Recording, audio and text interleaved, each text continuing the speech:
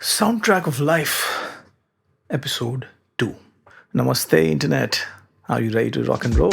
Welcome to the second episode of my podcast, Soundtrack of Life, with me, Vipin Mishra Project. This episode continues to talk about the topic: how do you shape a career in music? In the previous episode, I shared my journey so far to build some credibility with you and why you should be listening to what I have to share. So let's move further into the topic. Maybe you are in your teens and you fancy the idea of being a rock or pop star, or maybe the next A.R. Rahman or even Hans Zimmer. Or you finished the college degree that will provide you the proverbial safety net and now want to follow your passion. Or maybe you're 5 years into your job and the calling of taking music as your profession, well, it just won't stop calling you. So, what will it take to make it? Simple and excellent question. The only complexity being that the definition of making it will differ for a lot of folks. But I shall try and simplify it for you with the basics that everybody who wants to shape a career in music should invest in. To start with, you must love listening to music. Not just hearing it, but listening to it. Cliched as it sounds, the difference is huge, enormous, gigantic, to put it mildly. Because I know a lot of people around me who hear music all the time because it fills up an empty space. There's silence, so let's fill it with music. I'm in the car, and all I can think of are all the chores that remained unfinished, so let's hit play. Not that this is wrong. In fact, that's what music is to most, and let me say it's an important part of the music industry ecosystem because it's these audience that generate revenue for us, the musicians. But if you would like to compose, produce, make music, then you must enjoy listening to a recording and be able to appreciate the parts that come together to make it what it is. From the chord structures to the voicings to the bass line to the accents on the hi hat pattern, the harmonies, the phrasing of the main vocal line, there's a lot to get into. Now, why do I say this as the very first step to becoming a composer? I say this because this is to you what reading is to a budding author. It's learning by conscious and aware consumption. I'll say that again: learning by conscious and aware consumption. Conscious because you've assigned a time for listening to music. It's not just playing to fill a gap or add mood to the evening.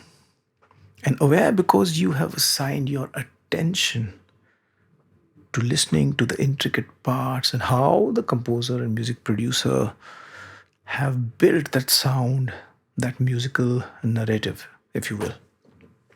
And now you may or may not be at the stage where you can transcribe, play, or even understand all or some of these parts. But that is absolutely fine. Think of this time that you spend listening to recordings that you like and the kind that you would like to create as time spent building your language and grammar of music. It's as important and simple as that. Let me give you an example taking just one aspect of music making: chords. Every song that you listen to has a set of chords, which is called the chord structure. It could be a simple three chord song or a complex song with many chordal changes. And you like it, so you listen to it and you work out the chords and play them on your guitar. You then hear another song and do the same, and then another, and then another. And soon you begin to see patterns emerge. A certain chord progression is used in songs to evoke a certain emotional response in the listener. A change in the root note that the pianist uses, yeah, maybe he changes it from the first to the third note, creates a very different vibe. Using transitory notes from one chord to the other makes the passage sound more continuous, or how adding the seventh note prepares the listener for the change that's about to come into the song. Basically, every piece of music out there is a story, someone's story or someone's version of a story. And when you read through hundreds of stories, you begin to understand how the artist has chosen for their story to be constructed and told. And then, when you begin to tell your story, all of the patterns, structures that you had deconstructed while you were listening, reading that story, they all come into play. There are more than one ways to do this, like with anything else.